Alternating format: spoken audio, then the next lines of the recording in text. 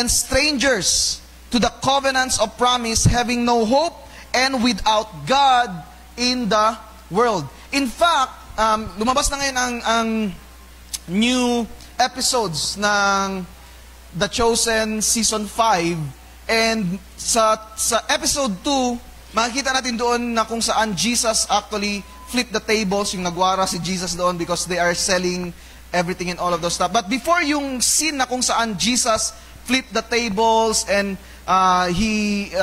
pinalayas niya yung mga money changer, meron doong scene na kung saan naglalakad sila sa temple and they are exploring kung ano yung sistema doon sa temple. And one of those things that really caught my eye is merong sign talaga na nakalagay, if a Gentile or a foreigner daw is lumampas doon sa sign na yon, he will be responsible for his own death.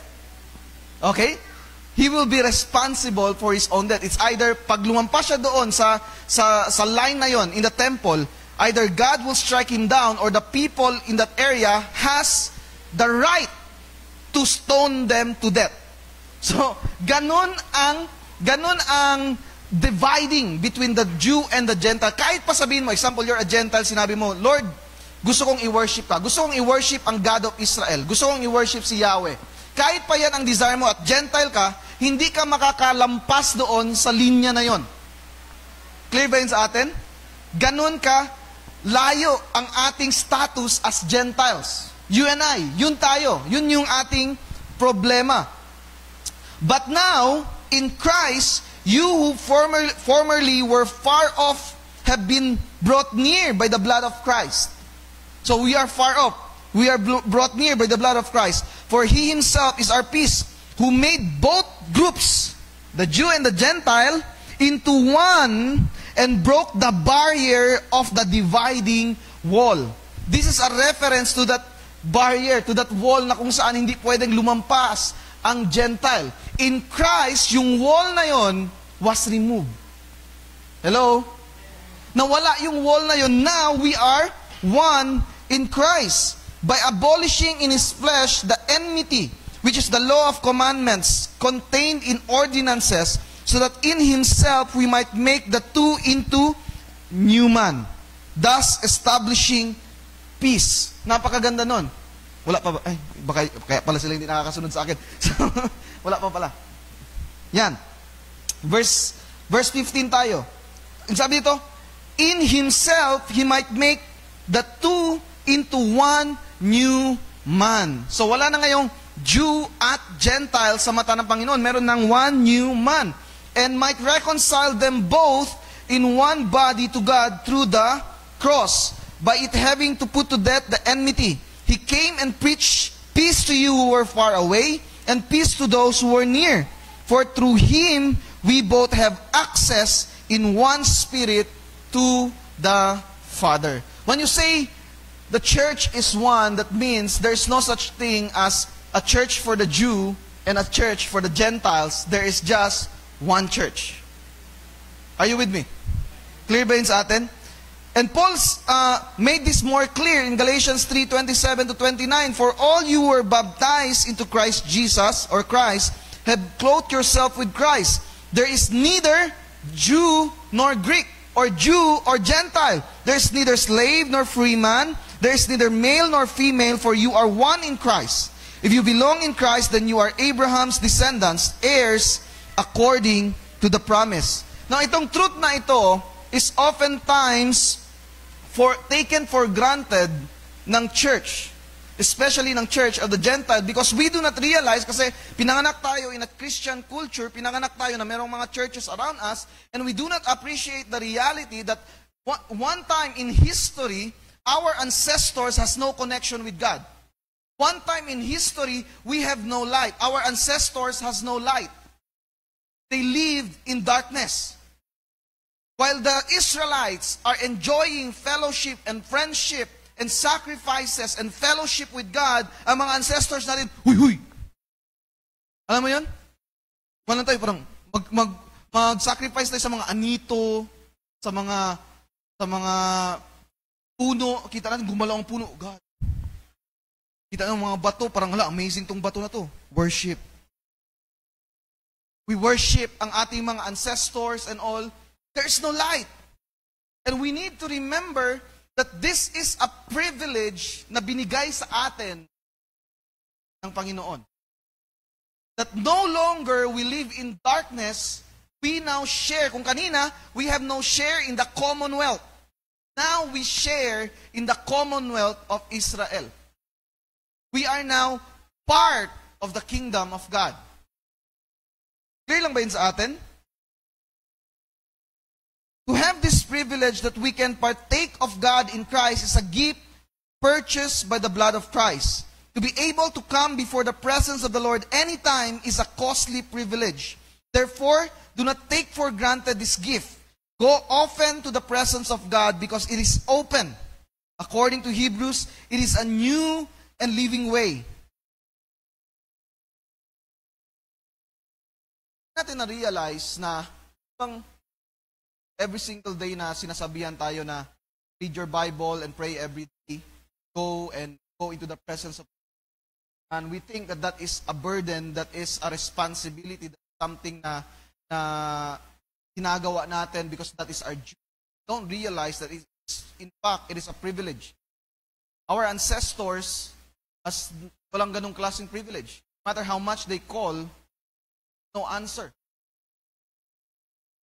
So, but now, because of Christ, inopen ng Panginoon that is no longer for the Jew, and even now, Gentiles can come.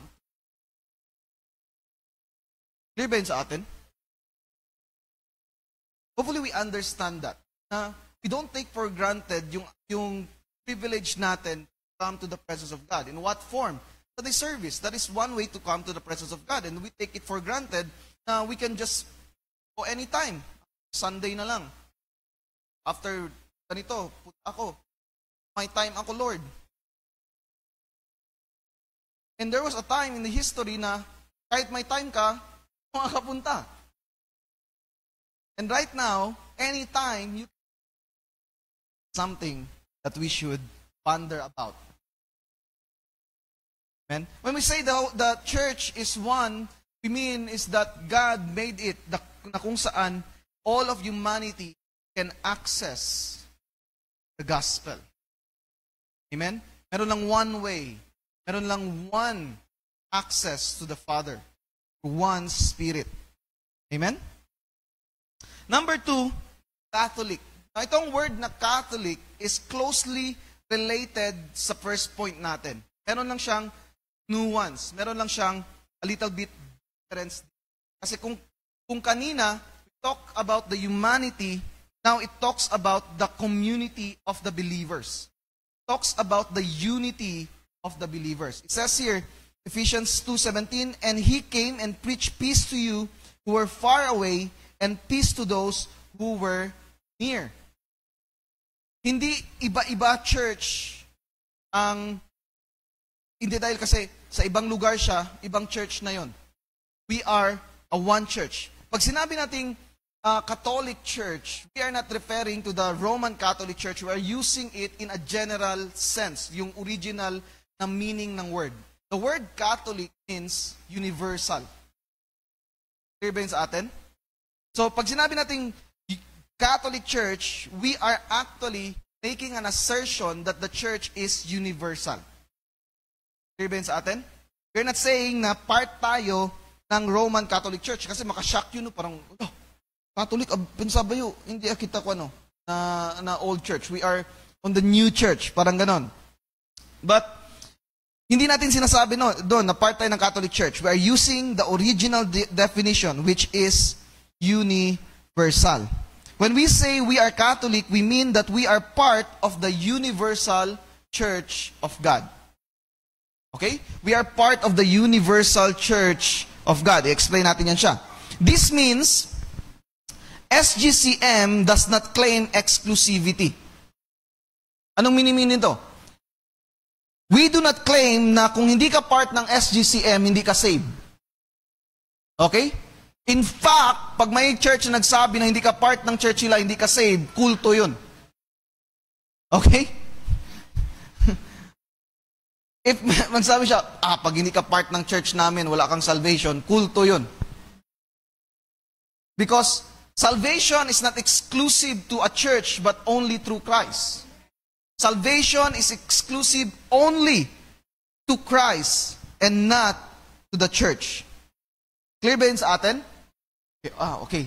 So, dapat klaro yun siya. Baka isipin mo, parang, baka pag umalis ako sa SGCM, hindi na, mawala ng salvation ko. Hindi. Okay? You will be saved if you have been saved, if you have believed in the Lord Jesus Christ, you will always be saved. Amen? So, walang exclusivity ang SGCM. At number 2, anong meaning ng pag sinabi natin Catholic ang church? We are one with all the churches regardless of the name or denomination or location if they are in Christ, meaning they are saved. Ito lang yung qualification. If the church has a doctrine of salvation in which they have believed that salvation is through faith by the grace of the Lord Jesus Christ lang, then we are one with that church. In this sense, there is only one church. Nag-gets ba yun natin? In this sense, meron lang isang church in which we fellowship under the name of the Lord Jesus Christ. So kahit ano pang pangalan yan, Baptist ba yan, or ano yung name ng denomination, dami na ngayon mga churches pangalan and all, for as long as tama yung doctrine nila and they have Christ sa buhay nila, they have the Holy Spirit, then those are brothers and sisters. Clear ba yun sa atin? Clear ba yun? So, hindi tayo yung parang, sa ibang church, hindi yan sila, parang shoe yan sila, parang huyo yan sa atin. Focus lang tayo sa church natin. No, hindi ganon. We are part of the universal church as long as we share the same Jesus and the presence of the Holy Spirit. Clear ba yun sa atin? Those who are in Christ and in various churches are local churches with unique expression of faith. Now, the reason lang merong iba-ibang churches, even though same basically ang essentials, is because of what we call uniqueness. Alam niyo yun, parang hindi ka lang makarelate sa grupo na yun.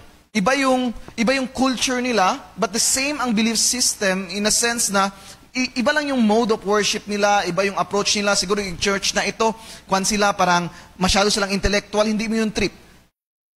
Okay? Parang that's not for you na masyadong intellectual. Dito naman, parang masyado silang sa charity, hindi rin yun sa'yo. Parang you are an intellectual type, so doon ka. Parang may mga ganun na nuances. But basically, the same. Pero pag merong essential difference, for example, bigla na ang salvation by works na, hindi na Trinity, parang one God, modalistic na yung view of God, then doon natin masasabi that church is not a real church. But as long as the essentials are the same, then it is the same. We are one with the church. Amen?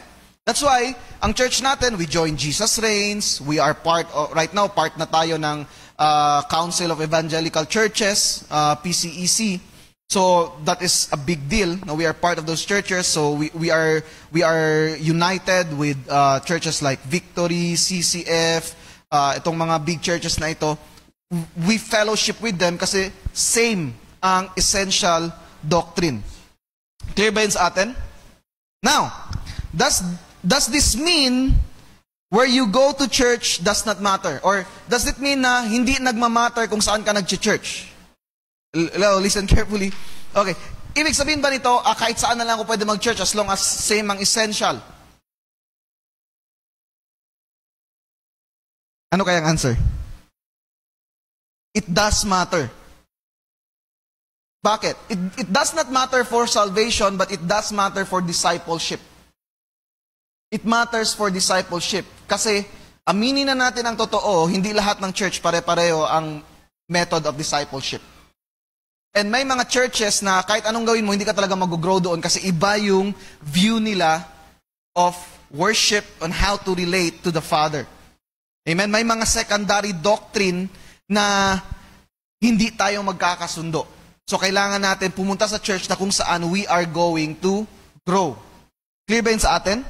So, we are one as a church, but it does matter in terms of discipleship. There are churches who disciple better than the rest, and Christian must weigh carefully where they will go to church, And one of the consideration, aside from soteriology, is discipleship. Okay? Una, pag nag-decide ka, parang tinataboy ko na kayo. Pag nag-decide ka, for example, limbawa lang, inassign ka ng company mo sa Maguindanao. Limbawa lang. Hanap ka ngayon ng church doon sa Maguindanao. Ano yung number one mo na aalamin sa church na i-attend mo? Ano yung soteriology nila? Or ano yung mode of salvation nila? Ano yung doctrine of salvation nila? Second, halimbawa, merong tatlo. No, sa tatlong na yon, para pumili ka, kailangan mo ang next na criteria, which is discipleship. Saan ka mag-grow? Saan ka matuto to serve the Lord, or you will be able to serve the Lord more effectively or maximally. Clear ba yun sa atin? Hopefully that is clear. So, a Christian should seek a church where they will be maximally used by God for His glory. Maximally used by God for His glory. A church that will equip him or her, okay, kuha na tayo ngayon, hindi pwede him lang, him and her, to be better servant of the Lord. Okay? So, kailangan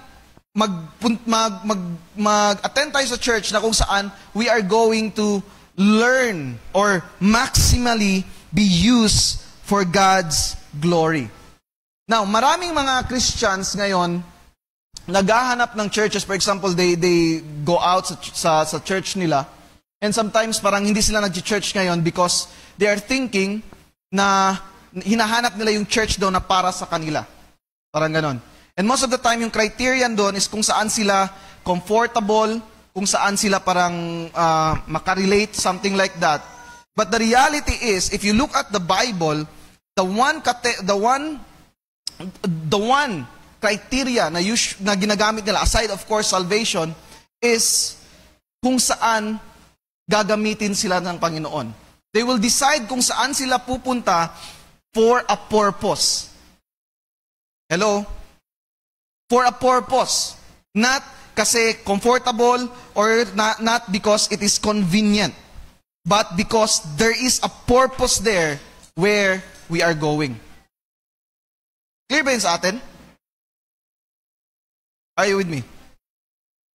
Okay? So it is important for us to know na kung saan tayo nag-church, we will be used by God maximally. That we will grow maximally and we will be used by God maximally.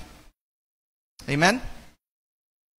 So, my hope is that even in this church, you will learn to grow, or it is an avenue for you to grow. Amen? Amen ba? Parang hindi man totoo. Parang hindi kayo naniniwala. Hindi, pas, hindi tangroki. It is my hope. It is, thank God no ngayon, in our time, marami ng mga churches who are really changing yung mode nila ng church. Hindi na lang yung parang preaching, tapos upo ka, tapos uwi ka na, ganun, and yung pastor ang lahat ng gumagawa. So, meron ng change sa culture natin. In fact, marami na ngang mga discipleship conference. So, we are in good hands. So, marami na ngayon mga churches na kung saan pwede kang pumunta and you are going to be discipled. Amen? So, you need to look at a church na kung saan you will be maximally used by God and discipled and be doing things all the more for His glory. Dapat klaro yun sa atin. Amen? So, the church is one. The church is Catholic. Number 3, the church is apostolic. Okay? Apostolic. Ephesians 2:20, sabi dito, having been built on the foundation of the apostles and prophets. So yung church daw, kailangan built on the foundation of the apostles and prophets, Christ Jesus Himself being the cornerstone. A true church must be founded first on Christ, then the apostles and the prophets. Everyone should be building based on this formula. Amen? Hindi tayo pwedeng lumabas sa ano ang turo ng mga apostles. Hindi tayo pwedeng mag-create ng church tapos walang connection sa mga apostles. Clear ba yun sa atin? Now, what does it mean to be apostolic? I-continue natin. Let us maintain the metaphor ni Apostle Paul dito. And conveniently, gumamit siya ng construction na metaphor. So, sa mga nagko-construction dito, or if you're familiar in construction, ang cornerstone, ito yung parang reference point ninyo. Lahat ng positioning ng mga poste, ng beams, yung kasilyas ninyo, yung cistern, or yung septic tank ninyo, nakabase yan siya sa cornerstone. Kapag mali ang cornerstone mo, babay ka talaga sa owner ng you're fired, basically. So that cornerstone will be the basis. Yan yung magiging point of reference natin for the layout ng bahay. Lahat nakasunod dyan sa cornerstone. In our time, it's like parang yung mohon. Okay? In their time, maglalagay talaga silang isang corner na stone and dun magbabase lahat. So, after the cornerstone, magbabase dun lahat, the foundation will be placed on their place in reference to the cornerstone. Ibig sabihin, nagabase sila kung saan sila nakaposisyon, doon sila nakabase sa cornerstone. And yung foundation will be the basis of everything that will be placed sa building. Are you with me? So kung tama ang foundation, it will carry the weight of the building. If mali yung foundation, it will not carry the weight of the building. So, in the same way, in the church, kailangan si Jesus ang reference point. Okay? Napaka-importante nun. Tapos, Jesus' reference point, the foundations are the teachings of the apostles who were taught by Jesus, commissioned by Jesus, commanded by Jesus to preach the gospel. Clear ba yun sa atin?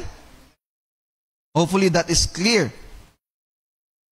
Now, anong minimin nito? The common understanding dito is that the church must have an apostolic succession in play. Apostolic succession, ibig sabihin, from Peter, pinasa niya dito sa next, according to history, from Peter to Linus, then merong third, then pinasa ang kay Clement, then lahat ng mga popes na ito, and that is apostolic succession of the Roman Catholic Church. Or, in other words, dapat merong apostolic pedigree. Okay? May lahi ng apostle basically. Merong connection sa mga apostle. So, ang pinaka nag-argue talaga for this are the Catholic Church because they are saying that they are the true church kasi nga merong apostolic succession. So si Peter, pinasa kay Linus, pinasa kay dito, pinasa kay yan, and all those popes na hanggang dumating ngayon kay Pope, what's the name of the new Pope? Kalimutan ko na. Hindi, patay na yun, matagal na yung patay si Pope John Paul. Yung pinaka-latest Pope ngayon.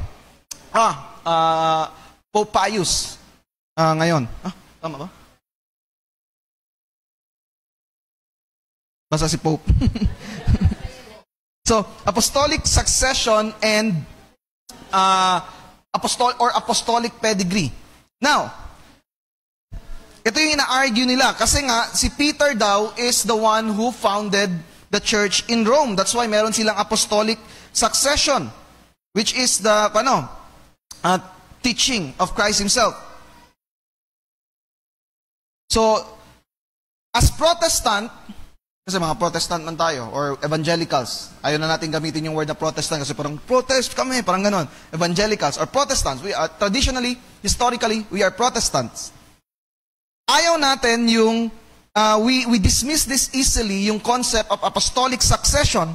Pero if you think about it, if Peter indeed founded that church, then at the very least, they are a church, a true church. Not necessarily the true church or yung one and only church, but at least they are a true church if totoo that Peter founded the church. Are you following me? But the question is, does being founded simply means started by the apostles or there is more? So ibig sabihin ba, because the apostle Peter, halimbawa, we concede the concept na, indeed, Peter founded the Church of Rome, which is actually debated. it's debated if really Peter founded. Kasi it seems that even before papunta si Peter sa Rome, there is already a church in Rome. Okay?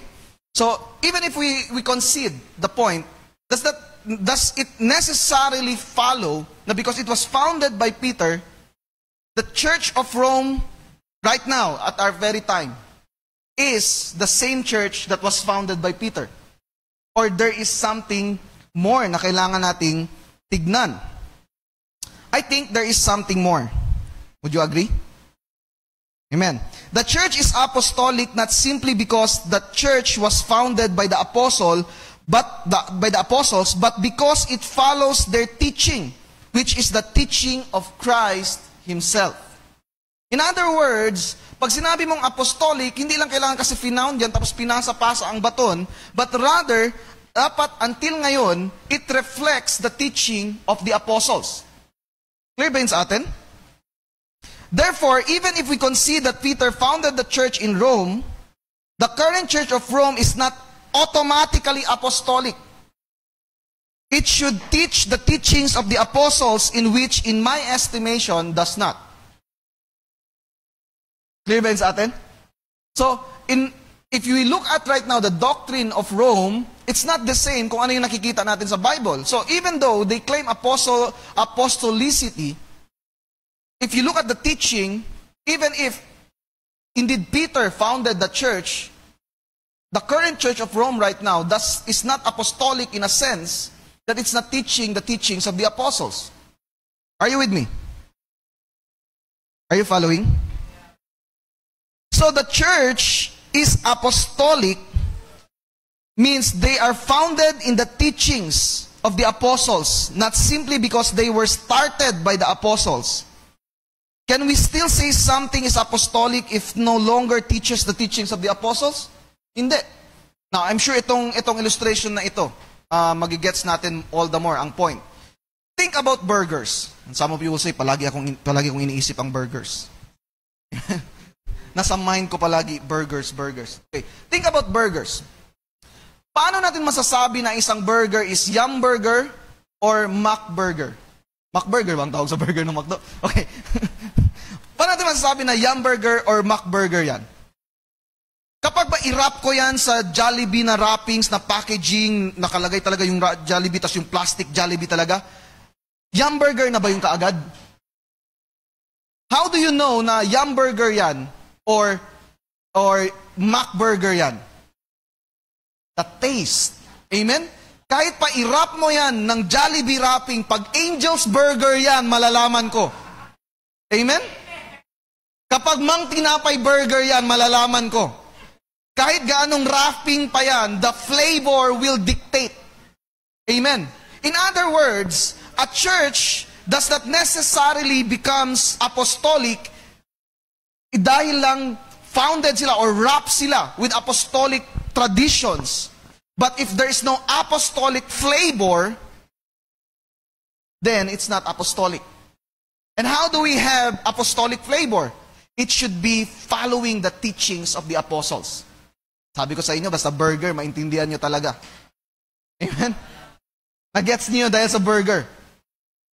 So, sabi mo kagad, ito, Jollibee to, kahit pa i-wrap mo yan siya sa wrapping ng Angel's Burger, malalaman ko na Jollibee yan. Kahit nakapikit ang mata ko, kahit saan mo ko dalhin, amoy pa lang, alam ko na, Yum Burger yan. Amen? You cannot deceive my Filipino tongue and my Filipino nose. Amen? Malalaman ko that is Yum Burger.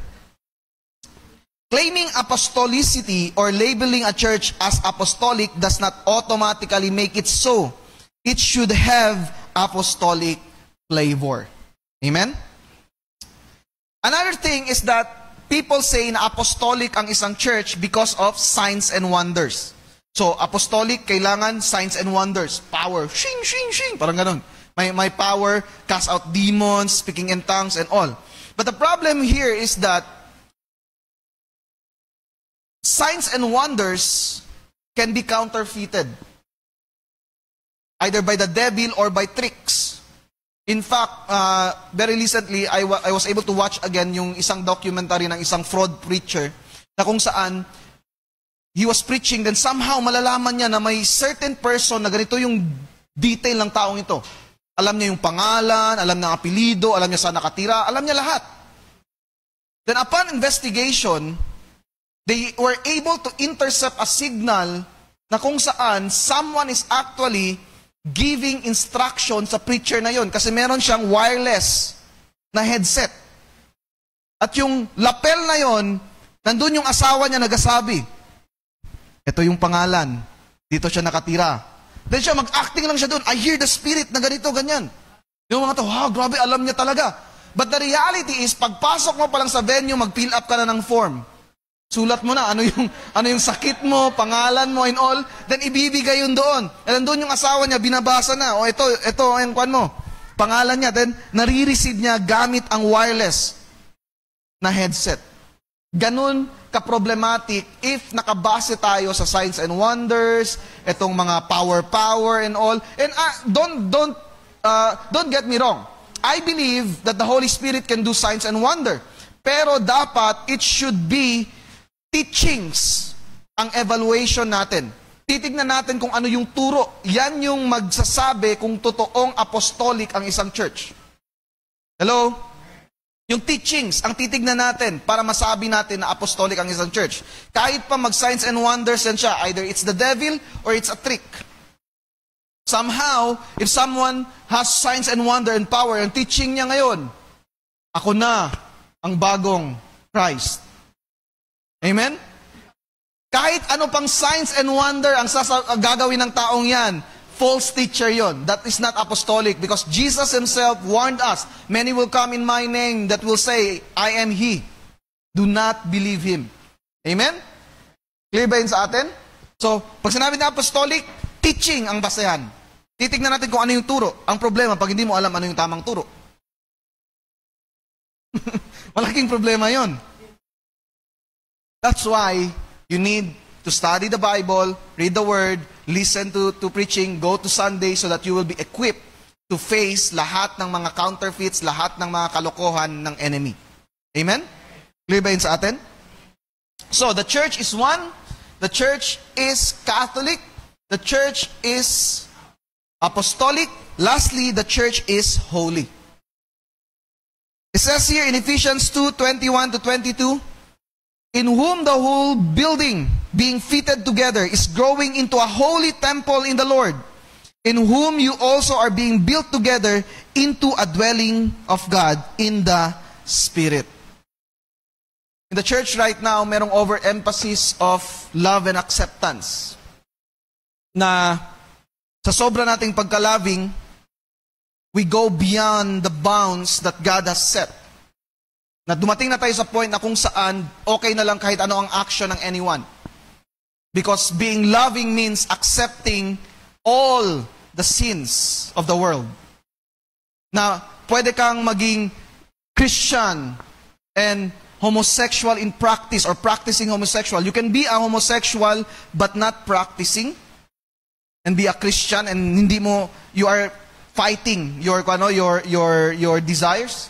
But practicing homosexual, then you can still be serving. You can still be called a righteous Christian or a practicing Christian. You can be adulterous. You can be this, you can be that. Okay lang yan kasi God is love. No. God is love, yes, but also He is holy. And because we serve a holy God, His church must also be holy. Are you with me? Clear ba yun sa atin? The church must be holy. So in what, ano ba, by the way, define natin, ano bang holy? Holy ka dyan, di ko alam ano ibig sabihin ng holy. Holy basically mean in the Bible, other. That's the meaning of holy. It's other. In other words, it is out of this world. It's not the same standard dito sa mundong ito. Kung ano yung standard ng mundo, iba ang standard ng holiness, ng mga taong holy. They are not of this world. Hindi same ang standard nila. If sa world, okay lang adultery, sa mga holy na people, hindi. If sa world, okay lang homosexuality, sa church, hindi. Because they are holy. Are you with me? The church is other Number one, bigay ko lang ngayon ng dalawa, ang standard natin, iba yung standard natin sa mundo. Amen? Iba yung standard natin. Kung sa world, okay lang yung live-in sa atin, hindi pwede. If sa world, okay lang na mag-bikini, sa atin hindi. If sa world, okay lang magpakita ng cleavage sa Facebook, sa atin hindi. Are you with me? Iba yung standard natin. And number two, iba yung action natin. Kasi iba yung standard natin, iba yung actions natin. We don't do things because it is not in accordance to our standards. Are you with me? And it may also, and this is sometimes sa conviction ninyo, no? Kasi iba ngayon ng mga Christian, pag kinorek mo, kuwan ka kaagad, nagka-condemn ka kaagad. But it can go beyond even sa things that we listen to. It can go beyond to the things that we watch. We need to be careful in all these things because we are called to be holy. And the Bible tells us that without holiness, no one shall see God. Hello? Sino ito gusto makita ang Panginoon? The Bible says, without holiness, no one can see God. I understood this before na in terms of salvation. I've always understood that verse in terms of salvation. In other words, nung hindi pa ako Christian, hindi man ako holy. So I cannot see God. Now, ngayong Christian na ako, I have the holiness of Christ, then I can see God. But if you look at the text, the context of this verse, hindi mga unbeliever ang ina-address doon. Ang mga ina-address doon are believers. Listen carefully, listen carefully.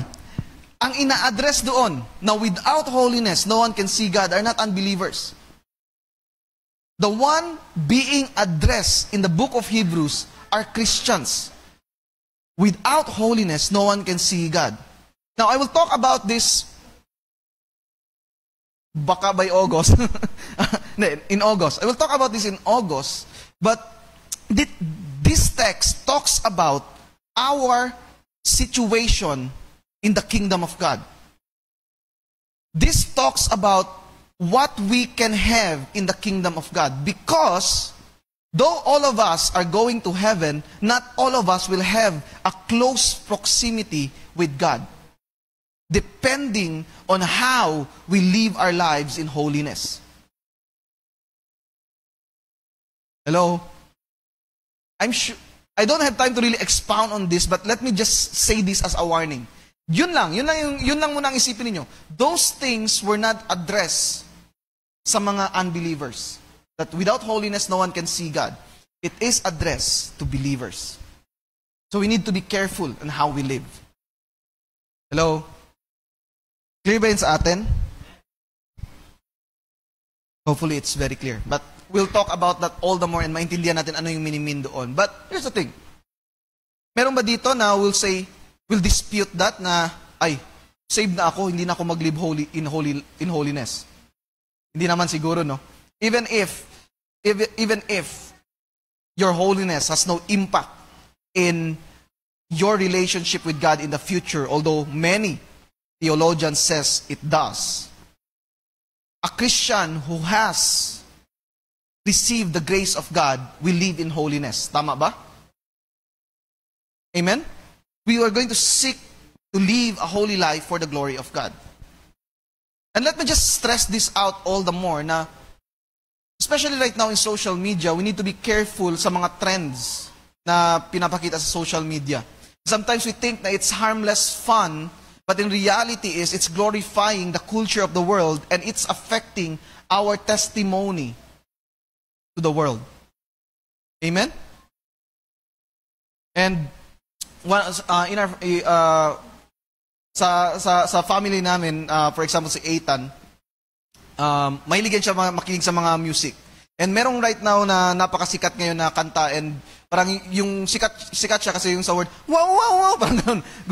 gusto ni Ethan. And when chinek namin ang lyrics ng wife ko, then we realized na it is very unholy.